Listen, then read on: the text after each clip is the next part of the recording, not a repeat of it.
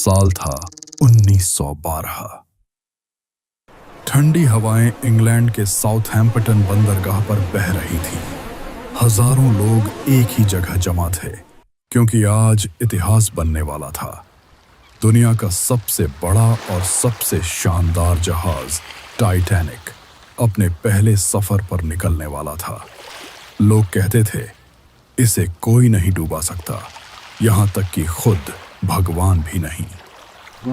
10 अप्रैल की सुबह जब जहाज ने सीटी बजाई, हर किसी की आंखों में एक सपना था।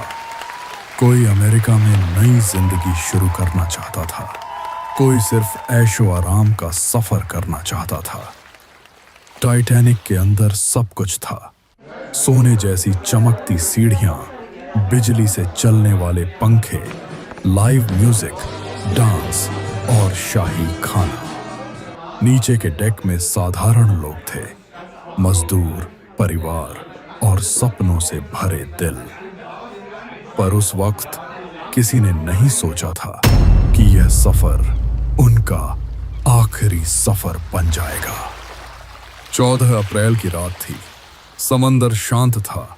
रात के करीब 11:40 बजे धड़ाम एक भयानक झटका महसूस हुआ। जहाज बर्फ के पहाड़ आइसबर्ग से टकरा चुका था। पहले तो किसी को समझ नहीं आया, लेकिन नीचे के डेक में पानी तेजी से भरने लगा। इंजीनियरों ने बताया, जहाज के 6 कंपार्टमेंट टूट गए हैं, हम नहीं बचेंगे। कप्तान ने तुरंत आदेश दिया, महिलाएं और बच्चे पहले।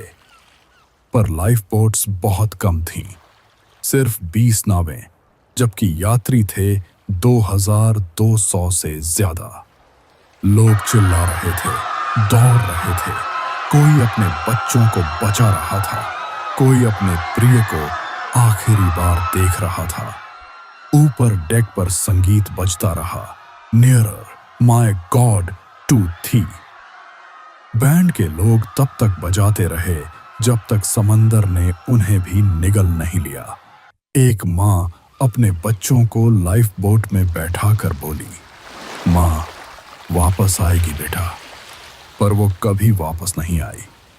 एक बुजुर्ग जोड़ा जो 50 साल से साथ था, एक दूसरे का हाथ पकड़े आखिरी सांस तक डेक पर खड़ा रहा।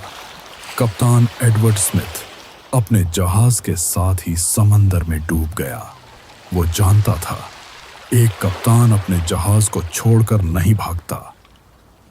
रात 2:20 बजे टाइटैनिक का पिछला हिस्सा हवा में उठा, फिर पूरा जहाज अंधे समंदर में समा गया। सिर्फ कुछ नावें बचीं, बाकी सब कुछ गहराई में खो गया। 1500 से ज्यादा लोगों की जान चली गई। उनमें अमीर भी थे, गरीब भी। समंदर ने सबको बराबर बना दिया। 70 साल बाद 1985 में वैज्ञानिक रॉबर्ट बैलार्ड ने टाइटैनिक का मलबा खोज निकाला। 3.8 किलोमीटर नीचे अंधेरे में पड़ा हुआ। वो अब भी वहीं है, जंग खाया, टूटा हुआ, पर मानो कह रहा हो, तकनीक ने मुझे बनाया, पर अहंकार ने मुझे डुबो दिया। टाइटैनिक सिर्फ एक जहाज नहीं था, वो मानव अभिमान की कहानी थी। एक याद दिलाने वाली चेतावनी, प्रकृति से बड़ा कोई नहीं।